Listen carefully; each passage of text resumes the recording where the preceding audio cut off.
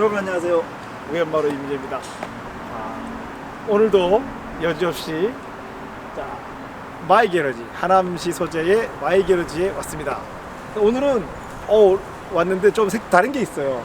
지금 보이실지 모르겠는데 클래식 베이라고 클래식 카드를 뭐 거래하고 할 수 있는, 하여튼 클래식 카드를 오너들이 와서 놀 수 있는 새로운 놀이터가 생겼어요. 그러고 보면 클래식카만 전문으로 하는 데가 잘 없잖아요. 앞으로 또 뭐 어떤 여기서 클래식카 가지신 분들이 재미있는 또 뭐 아지트가 될 수 있을 것 같아요. 그런데 오늘의 소개해드릴 차는 클래식카는 아니고 마츠다. 또 마츠다야. 마츠다 MX-5 NC입니다. 그런 질문 하시는 분들이 계시더라고요. 아니 MX-5인데 NA는 뭐고 NB는 뭐고 NC는 뭐고 ND는 뭡니까? 예, 그거는 말이죠, 마츠다가 MX-5라는 차를 1989년도에 데뷔시켰거든요. 그런데 그 이후로 모델을 여러 번 바뀌었어요. 근데 이름은 계속 MX-5였단 말이죠. 그래서 각 세대 간의 구분 지을 수 있는 코드네임이 NA로 시작해서 NB, 그리고 NC, 현재 생산되고 있는 ND. 그럼 또 ND1은 뭐고 ND2는 뭐예요? ND가 또 중간에 약간 페이스리프트는 아니고 약간 출력을 올리는 개량을 가했거든요. 그래서 ND 1세대는 ND1, ND 후기형은 ND2가 된 거예요. 이 차는 NC인데 NC 중에서도 NC1이에요. NC도 마찬가지로 페이스리프트 근데 페이스리프트라고 말하기 좀 그런 게 뭐 얼굴을 바꿨어야 페이스리프트지 그건 아니죠. 하여튼 뭔가 중간에 개량을 했는데 개량하기 전 1세대 NC1이 되는 겁니다. 저도 이제 오늘 NC를 리뷰하려고 보다가 알게 된 사실인데 이게 무려 2005년부터 2015년까지 생산을 했더라고요. 아니 한 모델을 10년이나 팔아먹었어요. 대단하죠? 그런데 우리가 마츠다 MX-5 NA가 처음 이 세상에 나왔을 때는 굉장히 좀 충격적이었거든요. 일본 차가 할 거라고 생각하지 못했던. 왜 그러냐면은 그 시기가 영국의 로터스는, 원래 로터스가 엘란이라는 차로 FR, 자그마한 FR 차를 만드는 회사인데, 엘란의 그 당시 80년대 엘란은 FF로 나왔는데, 아니 난데없이 일본이라는 데서 마츠다라는 회사에서 MX-5를 만들었는데 이게 FR로 나왔어요. 그러면 마츠다 MX-5가 그럼 엘란의 후속형이 되는 거 아니에요?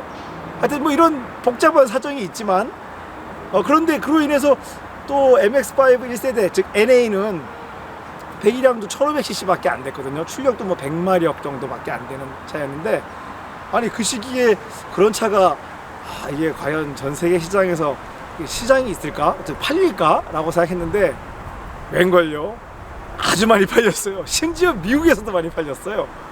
그래서 그거에 힘입어서 그 이후에 NB 배기량을 1800cc로, 물론 뭐 NA 시절에도 1800cc로 올렸는데 NB는 그냥 아예 1800cc로 시작을 하거든요. 그래서 NB가 있다가 NC가 나왔는데 이 NC가 NA, NB하고 좀 많이 달라요. 뭐가 다른지 그거 우리가 지금 살펴보려고 그래요. 뭐 일단은 모양이 달라요. 모양이 앞부분 헤드라이트하고 이 전면 모습이 어떻게 다른가 하면은 제 개인적인 기준으로는 합주기 같아요. 이게 그냥 있잖아요. 왜 무슨 말 해도 그냥 그런 인상을 줘요. 자동차 같다는 인상보다는 약간 바보 같은데. 그리고 굉장히 곡선을 많이 썼잖아요. 그거 전 세대하고 좀 다른 건데 마냥 칭찬할 수만은 없는 디자인인 것 같아요. 왜냐하면 자동차가 딱 내가 차를 타고 가는데 내 뒤에 어떤 차가 나타났을 때 백미러를 딱 봤을 때 이 차가 뭔가 좀 위압감을 주고 이거 내가 비켜야 되나라는 느낌이 될 텐데, 그거보다는 이거는 딱 왜 바보가 내 뒤에 붙어서 희귀었고 왜 마라이가 주인공이 침 흘리면서 웃는 그런 거밖에 안 돼요. 그런데 NC가 기존의 MX-5 NA NB와 뭐가 다른지 보려면 엔진룸을 열어봐야겠죠.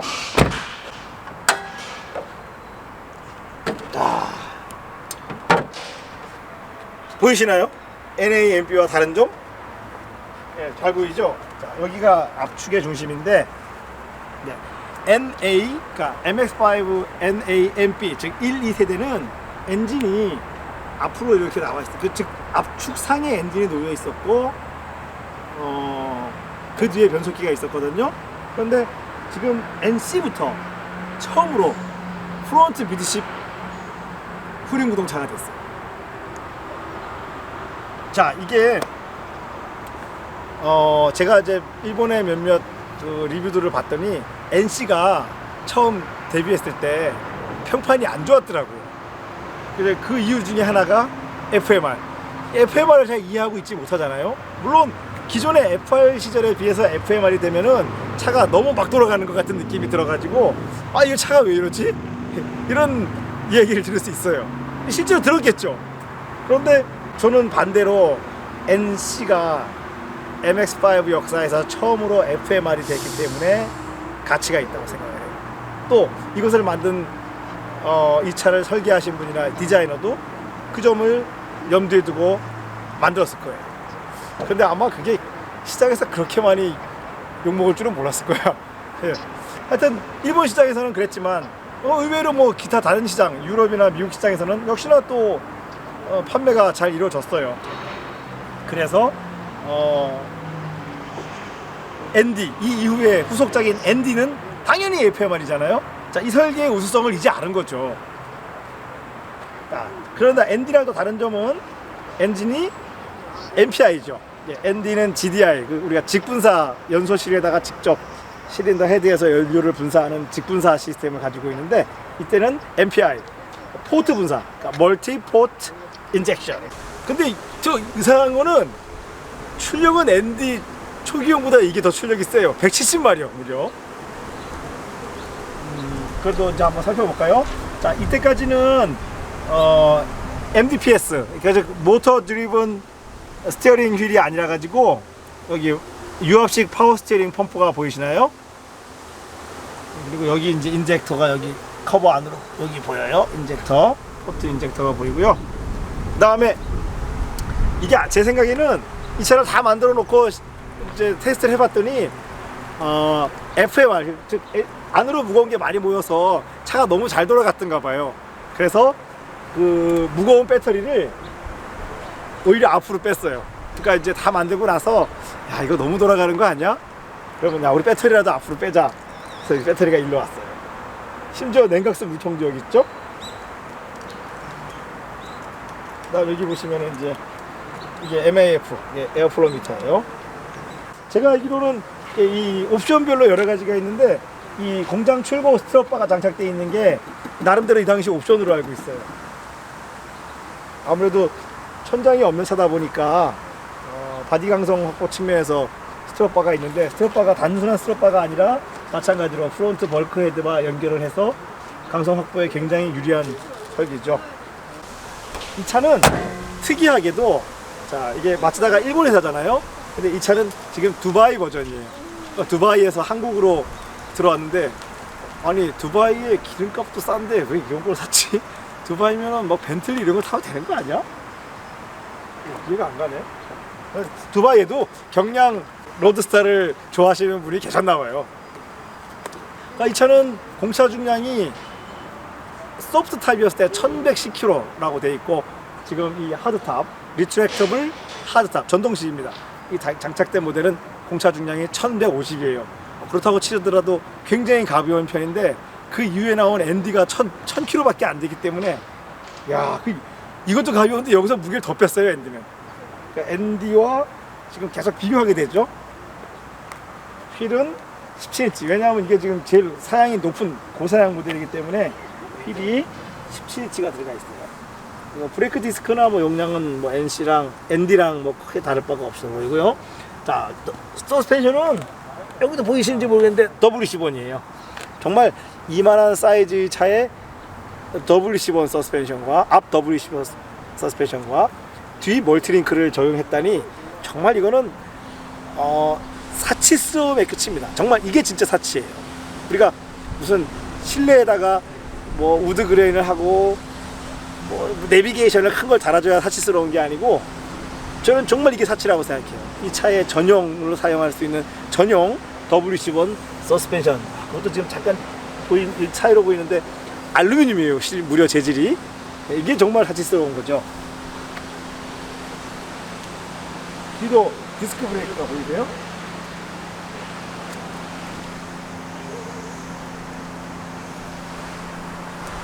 앞모습에 비해서 뒷모습은 훨씬 멋진 것 같아요. 아니, 이건 뒤를 먼저 디자인했나? 뒷모습은 생각보다 멋져요. 야, 그런데 우리가 ND를 좀, 근간에 저희들이 ND를 많이 타고 많이 봐왔잖아요. ND를 보다가 이걸 봤더니 여기가 왜 이렇게 길어요? 지금 보니까 그렇네요. 뒤에 오버핸도 굉장히 길어요. 무게가 이런 데서 늘어나는군요. 네? 어차피 또 전동식 탑을 한번 열어볼까요?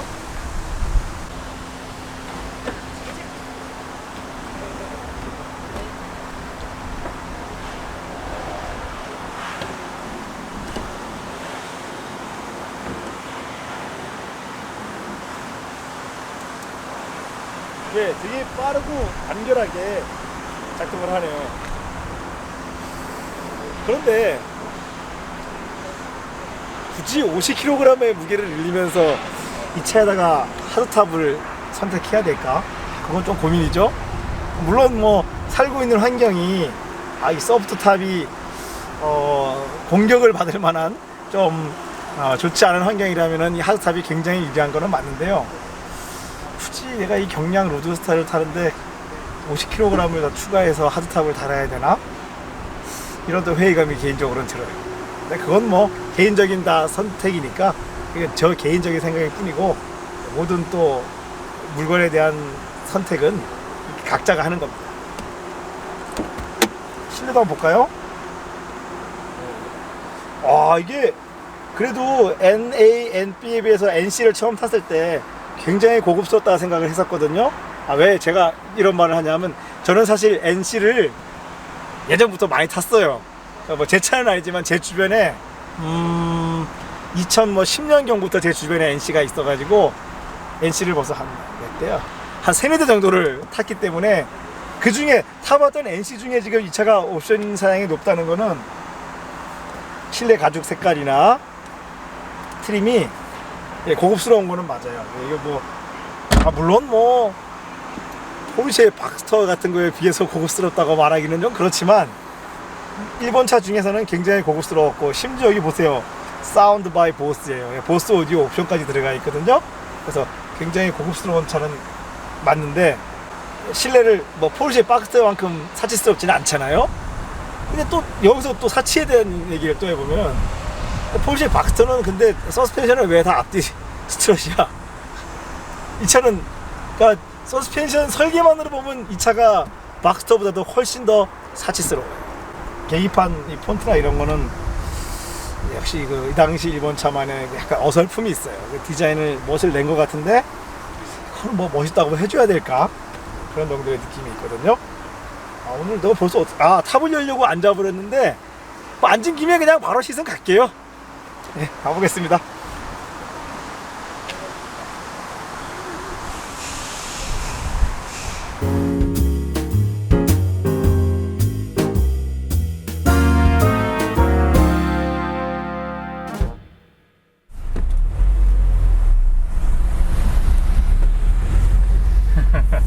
여기 백미러에 예.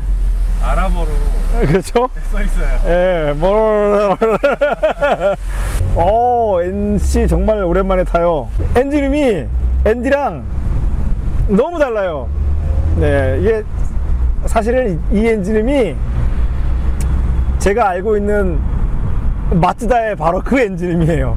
약간 저음 톤이 나면서 무거운 듯이 돌아가는, 그러면서 저속 토크가 제법 센, 이게 이렇게 말하면 여러분도 상상할 수 있어요. 근데 젊으신 분들은 상상 못하고, 근데 좀 나이가 있으신 분들은 콩코드이 바로 그거예요. 캐피탈 콩코드에서 듣던 그 엔진음이에요. 이 차는 지금 6단 수동 변속기, 그러니까 6단 수동 변속기에 자동식 하드탑이면은 굉장히 희귀한 차인데, 이것도. 자, 저속 토크는 역시나 MPI이기 때문에 직분사 방식을 사용하는 ND보다 더 있어요. 토크감이 더 느껴져요. 근데 놀라운 거는 이 차도 NC도 생각하는 것보다 회전수를 많이 쓰고 있군요. 타코미터 상으로 레브 리밋은 6,800 정도, 뭐 6,750 정도에 표시되어 있어요. 그러니까 회전 한계가 ND1보다 조금 ND1보다 약간 낮죠. 뭐 ND2에는 비할 것도 없고 ND1보다도 약간 낮아요. 적산이 7만 킬로거든요. 역시 상태는 좋네요. 뭐 하체도 짱짱하고 이제 조금 더 움직이니까 이 유압식 스티어링 너무 무거워요. 이게 무슨 얘기인가 하면요, 여러분. 제가 이제 만일 이걸 가지고 지금 트랙을 갔다면은 스티어링 힐이 무거운지 가벼운지 모릅니다. 그냥 운전에 집중하면은 그런 것이 따위 신경 안 써요. 근데 이제 일상으로 와서 이렇게 일상용으로 차를 써보니까 그동안에 느끼지 못했던 게 막 느껴지고 있거든요. 유피디님이 똑같은 차 소유했었었죠? 그렇죠. 저는 오토매틱. 예. 같은 차에 6단 자동 변속기. 근데 실내가 똑같아요. 공교롭게도 그 차랑 유피디님이 소유했던 차랑 실내 색깔이 똑같아가지고 제가 사실 이 차의 전기형의 5단 수동 변속기도 자주 타봤거든요. 근데 5단 수동 변속기보다 이 6단 수동 변속기가 시프트 필이 훨씬 좋아요. 이게 이제 MX5가 변속기 이 후륜구동이긴 하지만 변속기 바로 위에, 그러니까 변속기랑 붙어 있거든요. 이 시프트 레버가. 그러다 보니까 이 시프트 필링이 유난히 좋아요. 그러니까 이런 차가 그러면은 뭐 MX5 밖에 없냐? 그렇진 않죠. 근데 이제 같은 후륜구동차라도 BMW나 벤츠는 변속기가 이 차보다 다소 앞에 가 있어서 BMW 같은 경우는 로드를 이용해서 이 시프트 레버 조작, 변속 조작을 해주게 돼 있고요. 벤츠 같은 경우는 케이블 타입으로 이루어지게 돼 있어요. 그러니까 요즘 현대차들은 다 이제 케이블 타입이잖아요. 그런데 이 차는 로드도 아니고 케이블도 아닌 직동식인데 이런 차가 국내에도 있어요, 사실은. 좀 최근으로 가면은 갤로퍼, 테라칸, 수동이 이런 식이었고, 더 과거로 가면 포니 1, 포니 2, 스텔라 뭐 다 수동 이런 방식이었어요. 그래서 변속 필링은 사실 포니 1이 절묘했거든요. 이 착착하는 느낌이 있어가지고 아주 좋았는데, 지금은 이제 그런 느낌 맛볼 수가 없는데 그 느낌이 여기 또 있어요. 저속 토크는 세고 엔진이 끈끈한 거는 맞거든요. 근데 ND처럼 폭발적인 뭐가 없어. 그 경쾌한 느낌이 없어요. ND는 이거에 비하면 엔진이 정말 쌩쌩 돌아간다는 느낌이거든요. 근데 이거는 그거에 비하면 느낌이 웅 돌아간다는 느낌이에요. 근데 이쪽이 더 뭐 이런 느낌이에요. 디젤차 느낌? 왜냐하면 제가 왜 이런 얘기하냐면 1990년도, 89년도, 90년도에 소나타가 나오고 콩코드가 나왔잖아요. 여러분, 소나타를, 그 당시 소나타가 사실은 미쯔비시의 4G63이라는 그 당시 새로 개발된 개솔린 엔진이었거든요. 근데 그 엔진은 굉장히 경쾌하게 돌아가요. 왜냐면 뭐 밸런스 샤프트도 있고 뭐 기술적으로 여러 가지 뭐 제트 밸브도 있고 그랬거든요. 근데 그거에 비하면 그 당시 콩코드는, 원래 콩코드는 SOCC 엔진이었는데 정말 야, 이거는 디젤 차 아닌가? 그만큼 저속 토크가 셌어요. 근데 이제 문제는 저속 토크만 세다는 거예요. 고속이 세지 못했거든요. 근데 그거에 비하면 이거는 물론 뭐 그만큼은 아니에요. DOCC이기 때문에 고회전 토크가 충분히 그거보다는 센데, 그렇더라도 최신 DOCC 차들만큼 회전이 경쾌하지 않다는. 근데 이제 원래 이게 마츠다, 아까 제가 처음 말했듯이 이게 제가 알고 있는 마츠다 엔진이에요. 그러니까 ND 엔진이 이상한 건데, 근데 사실은 지금은 이제 ND 엔진이 우리가 그 알고 있는 뭐 마츠다 3나 6도 그 방식을 쓰고 있어서 이제는 그게 새로운 마츠다의 엔진이 된 거죠. 이게 한 시대 앞의 마츠다 엔진들의 공통적인 필링이에요. 다소 디젤차 같이 묵직한 느낌. 이 NC부터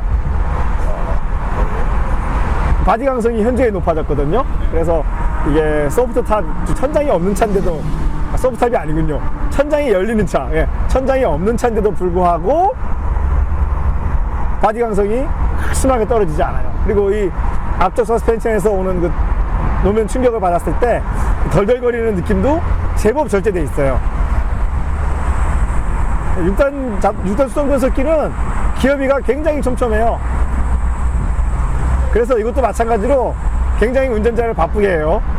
하지만 되게 힘있는 느낌을 주죠. 그래도 여기 이제 각 스위치들이 있어야 되는 위치, 뭐 비상등의 위치라든지, 그 다음에 이 앞에 오디오나 공조기 조절 방식은 굉장히 직관적으로 잘 만들어져 있어요. 오디오 레바드도 큼직하고, 무엇보다도 이 공조기가 또 제가 가장 좋아하는 3 로터리 타입이에요. 좋아요. 지금 순정 서스펜션도 순정 17G라고 어우러져 가지고 굉장히 단단해요. 길에서는 이 이상 단단하면 안 될 것 같은 느낌이에요. 시트는 이게 지금 ND보다 더 고급스러운 것 같지 않아요? 그렇죠. 예, 이거 가죽도 그렇고, 이 어깨도 지금 어깨를 잡아주는 게 이렇게 여기가 벌어져 있잖아요. 이거 포르쉐에서는 이런 시트 고르려면 옵션을 넣어야 되는데 마츠다는 지금 기본으로 돼 있어요. 포르쉐는 이 어깨가 뭐라고 이거를 옵션을 넣어야 돼요. 에이, 옵션쟁이들, 옵션 장사들. 근데 지금 약간 노면이 안 좋았거든요. 예, 야, 이게 제가 사실 NC만 탈 때는 잘 몰랐어요. 근데 ND를 중간에 너무 많이 타가지고 NC를 탔더니 노면이 나쁜 데 갔더니 앞쪽 바디가 약간 약하네요. 야, 이게 정말 사람이라는 게 그 전에 경험한 게 무엇냐에 따라서 이렇게 대비가 돼요. 전에는 보통 이 당시에 생산된 컨버터블들은 이 차하고는 비교할 수 없을 정도로 바디가 약합니다, 여러분. 그래서 그 차들을 탈 때는 이 차가 정말 이거 컨버터블인데도 이 정도 바디 강성이면 충분하겠다 생각했거든요. 근데 충분하지는 않네요. 그게 그래서 뭐 어떤 뭐 주행 성능에 예를 들어서 뭐 코너링에 큰 영향을 미친다 이런 것보다는요, 결과적으로는 그냥 운전자에게 주는 필링이 제일 큰 것 같아요. 이 필링이 썩 좋지 않아요. 바디 강성에서 오는 필링을 느껴보시려면은 981 정도는 돼야 될 것 같아요. 근데 이 조작하는 느낌은 페달류는 전형적인 일본 차인데요. 예민한 브레이크. 일본 차가 이런 거를, 일본이 이런 FMR을 또 만들 생각. 왜냐하면은 FMR은 미국에서는 흔한 포맷이었거든요. 또 더 돌이켜보면은 1960년대까지도 영국에서도 굉장히 흔한 포맷이었어요. 우리가 여러분 아실지 모르겠는데 뭐 TVR, 뭐 로터스 엘랑, 그 이외에도 영국은 정말 오스틴 힐리, 뭐 제규어, 생각해보면 거의 그 당시 60년대의 영국 차들의 대부분은 다 FMR이었거든요. 거기서 너무 당연한 포맷인데, 재밌는 거는 그쪽에서는 점점 그 포맷을 버리는 추세로 가고 있는데, 난데없이 일본에서 그 포맷을 수용을 했어요. 그런데 그런 영국 차들의 후손이 일본에서 나왔다는 얘기죠. 그게 정말 놀라워요. 이게 이제 지나치게 정교한 멀티링크 서스펜션을 썼잖아요, 뒤쪽에. 이게 멀티링크가 물론 정교해서 좋은데, 낡아지면 유격이 생길 만한 요소가 너무 많아요. 그러다 보니까 링크가 뭐 유격이 생기면 어느 하나만 생기면 좋은데 그렇지 않거든요. 그러다 보니까 그 링크를 전부 다 교환해 줘야 하는 정비에 어떤 부담이 생기거든요. 정비만 잘 되면 이게 좋죠. 근데 정비 잘 하려면 계속 신경을 써야 된다는 문제가 있죠.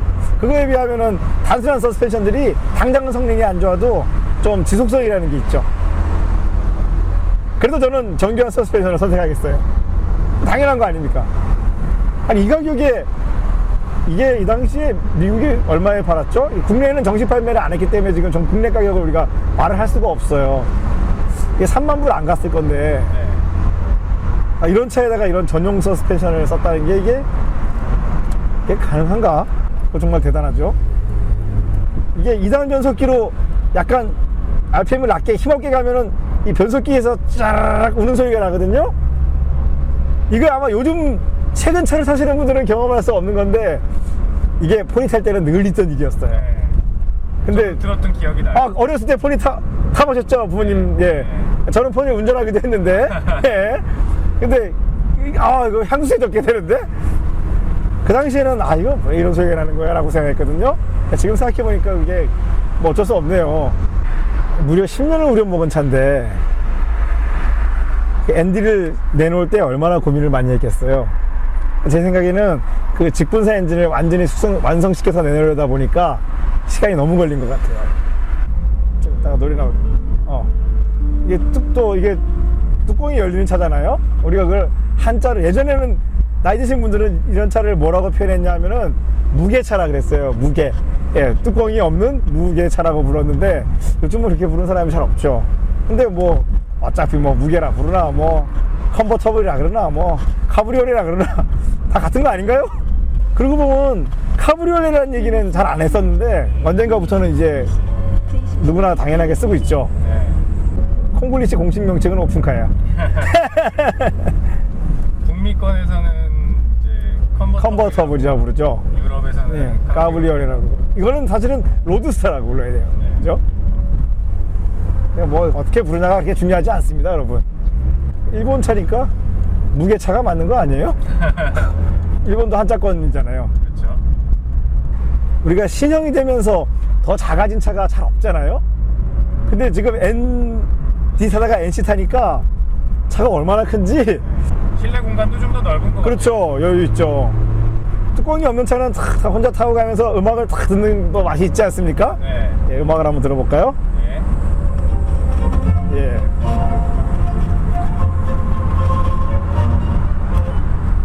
음악을 듣는 맛은 없어요. 뚜껑만 열어야 돼요. 근데 음이 신기하게도 예전 기아차에 또 음이 또 있어요. 그러니까 이게 사실은 고음이 지금 좀 무뎌요. 이게 ND로 가면서는 완전히 반대가 되거든요. ND는 그냥 이상이 없는 고음이에요. 그냥 반대로 지나치게 고음만 강조된 오디오거든요. 저음을 실종시켜 버렸어요. 근데 이거는 중저음은 살아있는데 고음이 너무 무뎌요. 근데 사실은 이 보스 오디오가 다 이런 식이거든요. 고음이 지나치지 않으면서 또렷한데 최신 트렌드와는 조금 거리가 멀어요, 오디오가. 여러분, 이게 아무리 같은 FMR도 BMW 같이 세단하고 이렇게 2인승 로드스터하고는 정말 달라요. 그거 오해하시면 안 돼요. 휠베이스가 이 길어진 세단류, FMR 베이스 세단류는 이렇게 예민하지 않아요. 그거에 비하면은 지금 이 차는, 이 로드스타는, FMR 로드스타는 굉장히 예민하거든요. 그러다 보니까 이거 사실 그 전에 다른 종류, 설령 FR, 뭐 BMW의 세단을 타셨다 하더라도 같은 FR로 생각하시면 이거는 크고 다쳐요. 이거는 요잉 모멘텀이 굉장히 작기 때문에 정말 당신이 생각하는 이 조작을 하면은 훅 가는 수가 있어요. 그래서 이런 FMR을 처음 운전하고 산길을 가실 때는 다른 차보다 훨씬 신경을 쓰셔야죠. 일단 제일 첫째는 이 운전대, 우리가 운전대 조작을 훨씬 섬세하게 하셔야 돼요. 네, 그건 미리 제가 말씀을 드리는 거예요. 왜냐하면은 제가 이 차로 같이 놀러 갔다가 첫 코너에서 스피드하는 경우를 너무 많이 봐가지고 정말 이제는 미리 말씀드리는 거예요. 우리 NC로 비록 오토지만 트랙 탄 영상이 있지 않나요? 네, 아마 있을 겁니다. 예, 그 영상도 저희 밑에 설명에 링크에 따라가 보시면은 볼 수 있어요. 그런데 이제 저희들이 NC를 트랙에서 몇 번 타보고 알아내는 게 또 있죠. 네. 예, NC에 고질병이 있어요. 정말 이거 치명적인 고질병인데 앞쪽 허브 베어링이 계속 망가져요. 갈면 또 망가지고 갈면 또 망가져요. 아마도 허브 베어링 용량을 너무 작게 만든 것 같거든요. 그래서 ND가 처음 발표할 때 정말 여러분은 그걸 어떻게 보셨는지 모르겠지만 저하고 UPD는 탁 물을 쳤던 기억이 있어요. 네, 맞습니다. 예, 딱 광고 문구에 뭐라고 썼냐면 사실 보통 자동차 회사가 그런 말 안 하잖아요. 뭐 앞쪽 허브 베어링을 강화했습니다, 개량했습니다 라고 말을 하더라고요. 나는 지금까지 살다가 자동차 회사가 그렇게 신모델을 발표하면서 그런 부분까지 얘기하는 건 처음 봤어요, 저도. 근데 저희들이 그걸 계속 당해오고 있었기 때문에 이건 우리가 문제가 아니었구나, 이거네. 그거를 알게 됐죠. ND는 저희들이 저희뿐만 아니라 지금 국내에 ND로 트랙을 즐기시는 분들이 많잖아요. 그런데도 아직까지 뭐 앞 허브 베어링 문제는 보고되지 않고 있죠.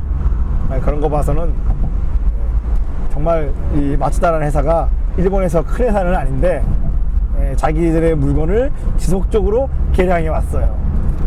그리고 지금 이 6단 수동 변속기도 제법 시프트 필이 굉장히 좋거든요. 그런데 엔디는 이거를 알고서 더 개량을 했어요. 더 정확하고 더 상큼하거든요. 이런 차를 만들어줬으면 좋겠어요. 자꾸 뭐 잘 팔리는 차를 자꾸 만들려고 그러지 말고 내가 가진 물건을, 내가 만드는 물건을 내가 느끼는 단점을 개량해 나가는 거, 그거를 또 소비자 측에서 받아들여서 결국은 판매도 이루어지고 그런 게 아닌가 싶어요. 그래, 그게 결국은 오래 갔을 때 좋은 차가 되는 거잖아요. 지금은 아까 제가 말씀드렸다시피 60년대에는 이런 포맷사가 많았다 그랬는데 없어요. 지금은 심지어 이런 포맷사가 얼마나 없는지 이태리에 피아트마저도 마츠다와 손잡고 피아트 124라는, 원래 피아트 124가 예전에 있었어요. 피아트 124의 후속 모델을 마츠다 걸 가지고 만들고 있어요. 마츠다 차체를 이용해서 자기들이 엔진만 바꿨죠. 근데 그거 아세요? 피아트 124는 점사 터보잖아요. 그리고 엔디랑 바디를 공유하는데 변속기하고 디퍼런셜은 NC 거를 써요. 그만큼 NC께 더 내구성이 확보되어 있다는 뜻이죠. 왜냐하면 아무리 배기량이 작아도 터보다 보니까 토크가 크잖아요. 그러다 보니까 허용 토크가 훨씬 큰 변속기하고 디퍼런셜이 필요한 거죠. 근데 이것도 이제 구하기 쉬운 모델이 아니라 가지고 계속 가지고 있으면은 가치가 크게 떨어질 것 같지 않아요. 근데 서스펜션은 딱딱한데 전반적인 느낌은 왜 이렇게 헐렁하지? 저도 이제 엔디 타다가 이걸 다시 또 타보니까 그 느낌이 확실히 있네요. 그렇죠. 그러니까 정말 너무, 여러분, 이게 신기한 게 서스펜션이 부드러워서 헐렁하다 그러면 저도 이해를 하겠는데 아니에요. 서스펜션은 지금 어떤 면에서는 지금 엔디보다도 딱딱해요. 특히나 뒤쪽이. 엔디가 보면은 유난히 뒷서스펜션이 부드럽거든요.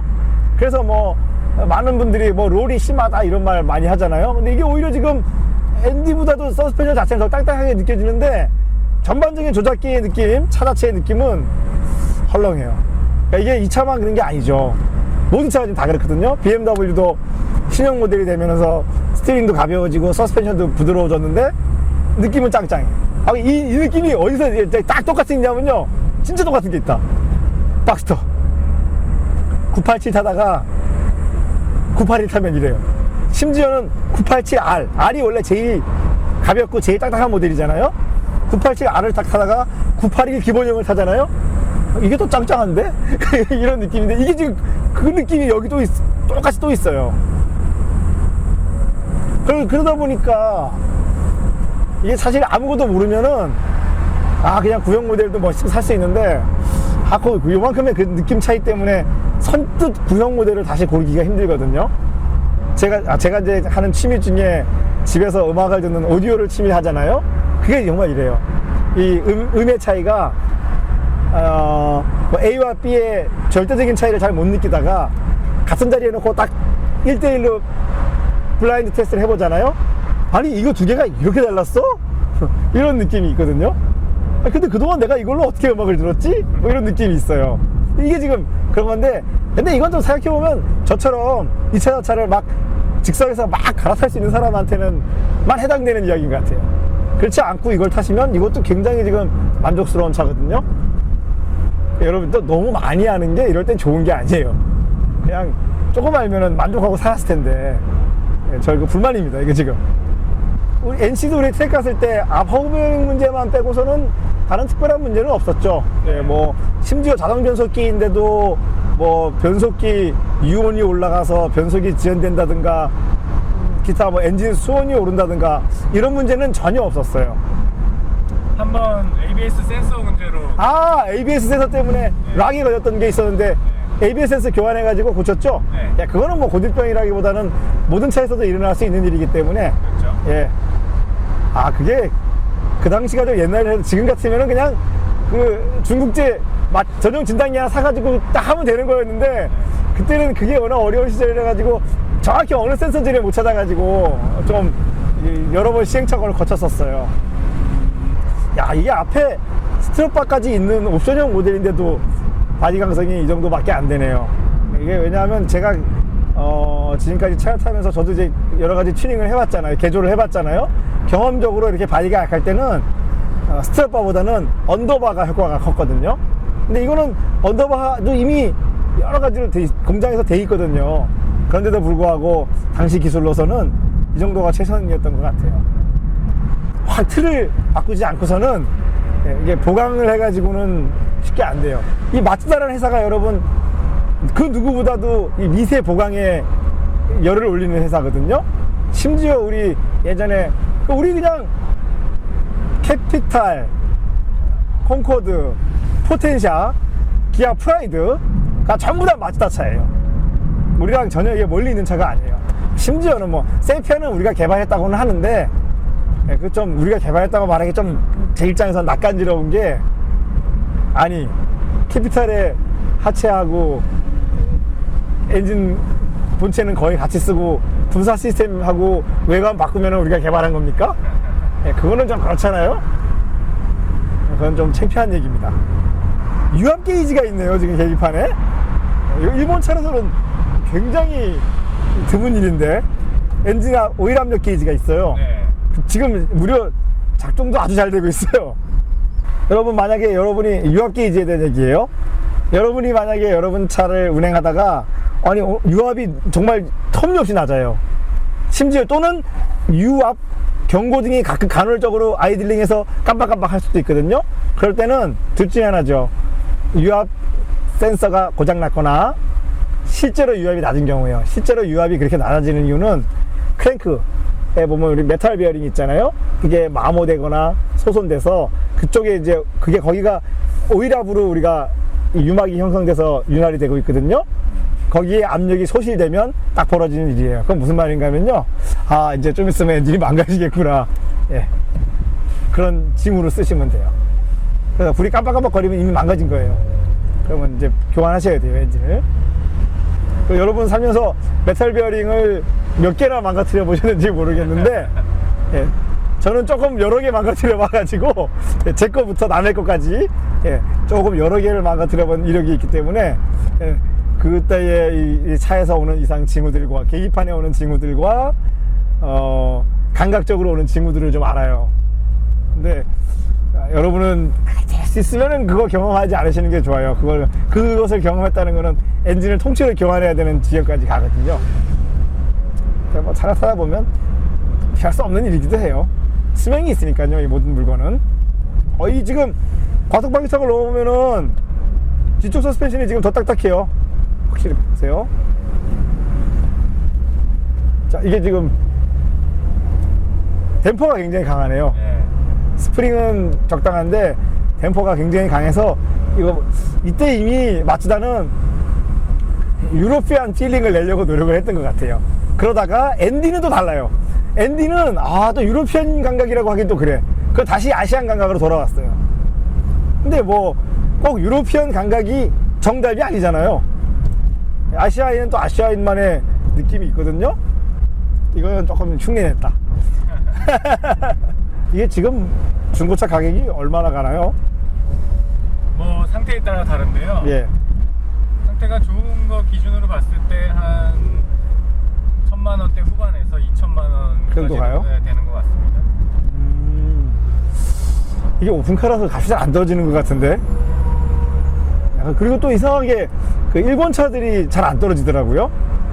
오히려 중고차 가격은 유럽 차가 제일 빨리 떨어지는 것 같아요. 그럼 난 이거 안 되는데. 왜냐면 저는 좀 가성비가 중요하거든요. 근데 또 장점이 있어요. 지금 좀 비싸지만 값이 안 떨어진다면서. 그럼 살 수 있는 거 아니에요? 가치가 보존되고 있으니까. 그렇죠. 나중에 다시 팔면 되니까. 그렇죠. 네. 아, 그렇군요.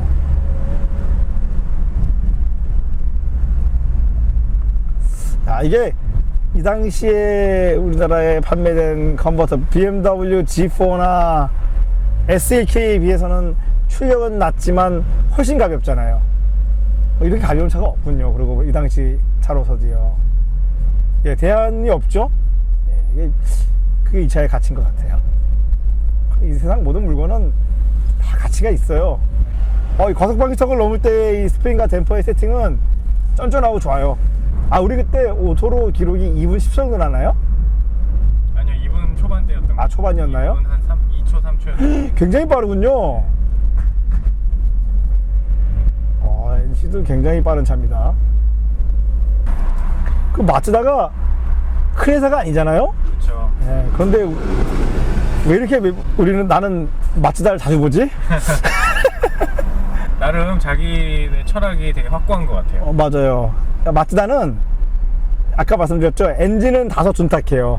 하지만 서스펜션, 이 차체와 서스펜션 설계로 승부를 거는 회사죠. 일본 내에서 제가 알기로 이렇게까지 서스펜션 설계에 열을 올리는 회사는 없어요. 정말 없어요. 결국 그걸로 살아남았잖아요. 이 어려운 자동차 산업의 속에서 살아남았어요. 원래 마츠다를 대표하는 차는 마츠다 3 아니에요? 마츠다 3. 세단. 예, 해치백 3, 뭐, 네, 그렇죠. 6, 네. 뭐 그런 건데, 그런 거는 보이지도 않아요, 우리나라에. 아, 근데 오게티가 하나 있다. 마츠다가 국내 없군요. 네. 그래서 정식 부품을 구입할 수 있는 루트가 없다는 거. 아, 그게 오게티군요. 마츠다 하면 또 유명한 게 로터리 엔진이잖아요. 아, 근데 그건 저는 동의할 수 없어요. 로터리 엔진을 자기가 만든 게 아니거든요. 그거는 독일의 반켈이라는 사람이 만들었죠. 그래서 로터리 엔진을 우리가 반켈 엔진이라고 부르잖아요. 네. 그거는 반켈이 이제 설계를 해가지고 뭐 심지어는 그 엔진을 장착한 자동차도 있었고 바이크도 있었어요. NSU라는 회사가 있었거든요. 근데 그걸 막상 만들어 보니까 와, 문제가 너무 많은 거야. 특히나 그 당시 뭐 재료공학 수준에서는 뭐 계속 문제가 발생해서, 그리고 연료율이 너무 떨어져요. 연비가 너무 나빠. 그래서 아, 이거 잘 만든 것 같다, 안 되겠다, 그런 찰나에 이제 마츠다에다 팔아넘긴 거예요. 그래서 근데 신기한 거는 그 이후에 유럽에서는 다 로터리 엔진이 없어졌는데 마츠다가 계속 그거를 막 갈고 닦고 막 소재를 막 계속 개량하고 해가지고 RX7, RX8 이렇게 다 썼죠. 연비가 나쁜 건 인정해야 돼요. 그 소문에는 네. 새로운 모델이 또 나온다고 하더라고요. 아, 또 로터리 엔진을 써가지고요. 네. 그 사람들은 포기를 모르는군요. 이쯤 됐으면 포기하시지. 근데 이제 RX7 시절까지만 해도 로터리 엔진 수명이 너무 짧아요. 그래서 제가 본 RX7들은 첫 시동 때 뒤에서 구름이 안 나오는 차를 못 봤어요. 그리고 근데 RX8은 또 안 그러더라고요. 근데 또 RX8은 터보가 없어져가지고 너무 또 출력이 맥없는 차가 됐잖아요. 그러면 뭐 아직까지는 뭐 로터리 엔진 가지고 이렇게 막 실용적인 차를 만들지는 못했다는 뜻인데, 그러게요. 근데 그 로터리 엔진이 부피 대비 출력이 굉장하잖아요. 그러다 보니까 이 운동 성능이 좋은 차를 만들기에 굉장히 좋은 엔진이죠. 심지어는 그 로터리 엔진을 우리나라에 여러분 기억하려나? 기아 브리사 뭐 보신 적 있는지 모르겠는데, 기아 브리사나 기아 그 다음 나온 우리가 기아 브리사 2가 K303이라고 불렀거든요, 이름이. 그 차에도 우리나라에는 물론 없었는데 그 차대에 로터리 엔진이 올라간 버전도 있었어요, 일본에는. 근데 뭐 지금은 로터리 엔진을 달았던 희귀한 차다라는 상징성이 있는 거지, 그게 더 좋아서 비싸게 거래되지는 않잖아요. 그래도 예전에 뭐 르망이나 이런 데서도 우승하고 그러지 않았었나요? 90년도인가 한번, 예, 마츠다가 한번 우승했죠. 네. 그거 대단하죠. 그런 어떤 기술적인 열쇠를 딛고, 예, 그걸 했다는 거는. 근데 이제 그게 좋았으면 지금 다 그게 돼 있어야지. 그죠? 그게 훨씬 우월했으면 다른 브랜드들 다 따라갔을 거 아니에요. 근데 마츠다만 해도 그 연속해서 우승을 못 했잖아요. 레이스가 또 좀 운이 있기 때문에, 또 그 해에 뭐 경쟁자들이 다 퍼졌다든지 이럴 수도 있어요. 저도 내용을 자세히는 안 봤는데 뭐 그런 내막이 좀 있지 않을까 싶어요. 어쨌거나 그 로터리 엔진은 우리가 일반적으로 투로터짜리가 1300cc라 그러잖아요. 네. 그런데 우리 이 실린더 엔진은 두 번 스트로크에 한 번 폭발이지만 그거는 매회 폭발이거든요. 그러니까 투 스트로크랑 같은 원리예요. 1300cc지만 폭발량, 즉 사용하는 공기량은 2배죠. 엄밀히 말하면 2600cc예요. 그럼 2600cc에서 그 출력을 내는 걸로 봐야지, 그거를 와 1300cc인데 이렇게 그 출력을 내? 라고 하는 건 오해죠. 닫아줘야 돼. 닫는 거는